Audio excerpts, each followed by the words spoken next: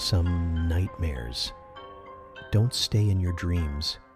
Tonight, you'll hear 3 of them, but only if you dare to listen. The story begins with a bottle of wine that no one has opened for 50 years. In a small town in America, a woman named Laura was cleaning her dead uncle's house. The uncle was a strange person. He kept his room closed. He rarely talked to people. And in the basement, he kept dozens of bottles. But one bottle stood out from the rest. Uncle, strange person, room closed, rarely talked to people. Basement, dozens of bottles. One bottle stood out. It was made of black glass. Dust had settled on it, but the wax seal was still strong today. On its label, in red blurred letters, was written, "Strange Wine." And below, a date, 1874. Laura became curious.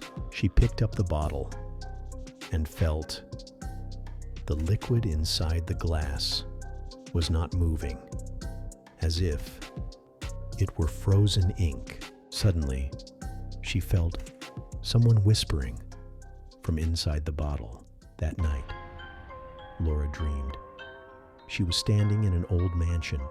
There is, and on a table, the same bottle is placed. But around the table, faceless people are sitting, and all are saying together, "Drink and stay with us forever." The next day, Laura decided to open the bottle. As soon as the wax broke, a bad smell spread throughout the room. Not a bad smell, but something else, as if the air had become heavy. A liquid came out of the bottle, which was not red wine. It was thick, black, and beating. Yes, like someone's heart. Laura took a sip, and everything changed. Shadows started crawling on the walls. The door to the room closed. Before her eyes, the same faceless people stood.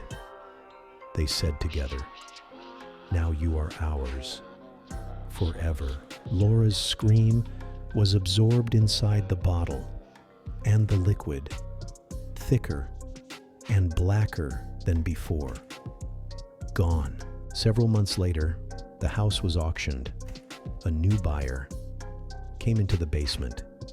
He found dozens of bottles and a black bottle that said, "Strange Wine." Was a house that could think and kill. In the suburbs of New York, a wealthy couple lived with their 2 children. This was no ordinary house.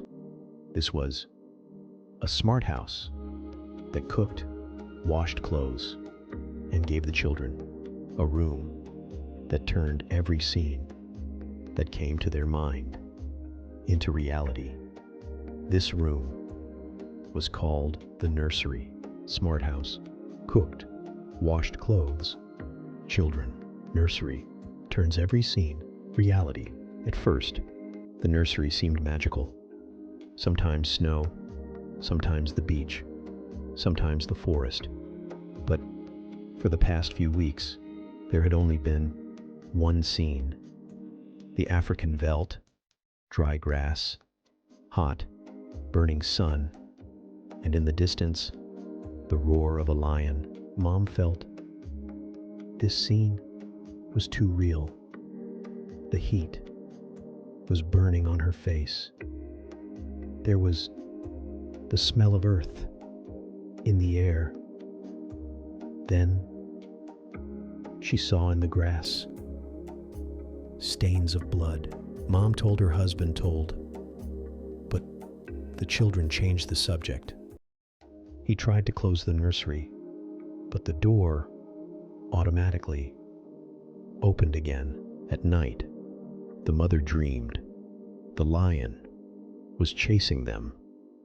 The next morning, the father asked, "Why is this scene going on?" The the son said with a slight smile.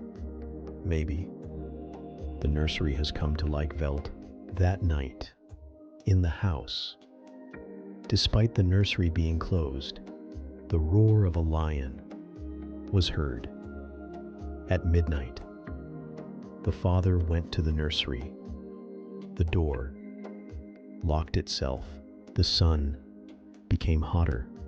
The wind became heavy. Sweat started dripping. There was movement in the bushes. Two big lions were slowly approaching. These are just holograms, the father explained to himself. But the next moment, the lion's teeth sank into his wrist. Blood spread everywhere. Outside, the mother was trying to open the door. The house said in a cold voice, "The user lock is active for security reasons. The door cannot be opened." The screams suddenly stopped.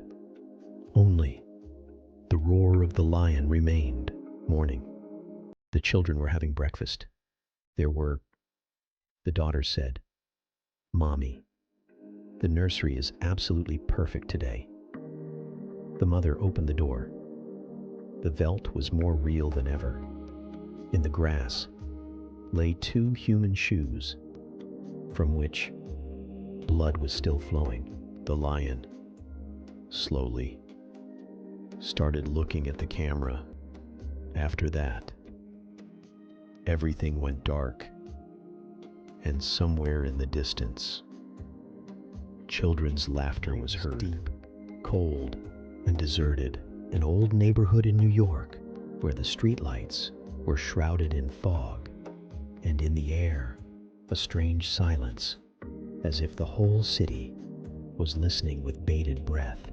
Emily was driving home in her old Honda Civic. The rain. Drops pattered on the windshield.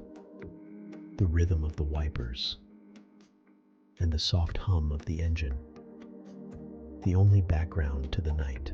But beneath that peace, there was an uneasiness, as if someone was silently chasing her. She looked in the rearview mirror, and there, the foggy headlights, a black Cadillac, slowly behind her.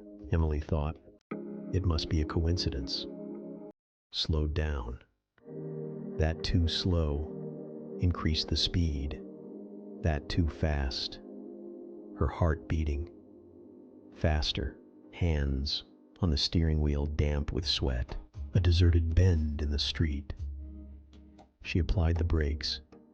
The car stopped. The Cadillac also stopped. Behind the windows, only darkness.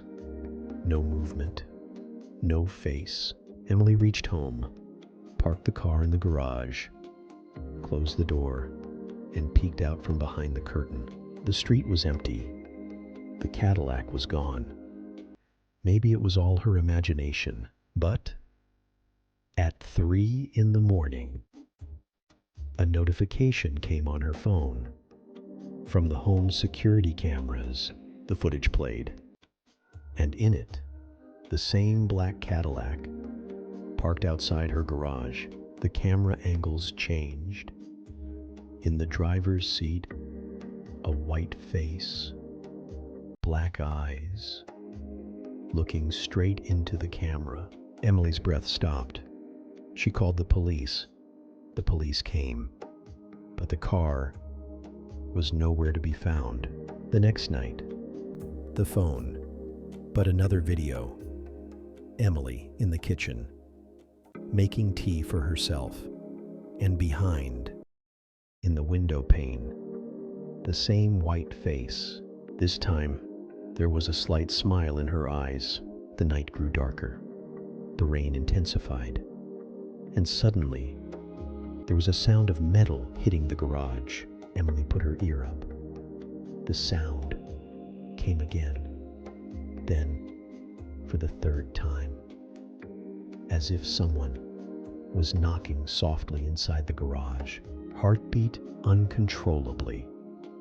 took a flashlight in her hand, slowly opened the garage door, and there, the same black Cadillac, drenched in the rain. But the engine was off. The lights were on. In the driver's seat, that white face, motionless. Emily wanted to back out, but the back door of the car slowly opened. Inside, complete darkness, as if someone was waiting. The next morning, Emily's house was empty. It was.